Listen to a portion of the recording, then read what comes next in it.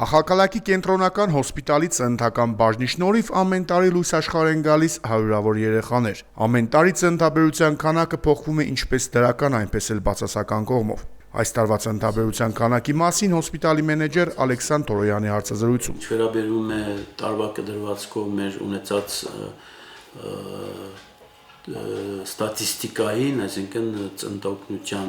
կողմից ցավով պետք է նշեմ, որ ունեցել ենք 650-ից մինչև 700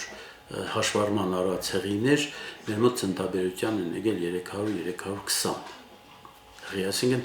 50-50%, ինչի ցավով, որովհետև տեսնում եմ, որ արդահոսք կա հղիների ազատման այդ փուլի շրջակայքում, ոչ թե հաշվառման մինչև 8-9-րդ վիզիտներ, որ կառավարության կողմից ֆինանսավորում եւ անվճար է, այլ դրանից հետո արդեն արդահոսք ունենք, ուղղակի կուզենայի ուշադրությունը մեր այդ հիվանդների, պացիենտների հղել այդ ուղղությամբ, որ Թբիլիսիից հրավիրել ենք բարձրակարգ մասնագետի բժշկի, որը կարողանալ տեղում հասկանալ, թե ինչումն է խնդիրը այդ արտահոսքի եւ պատշաճ մագարտակի բարձրացնենք այդ ծառայությունը։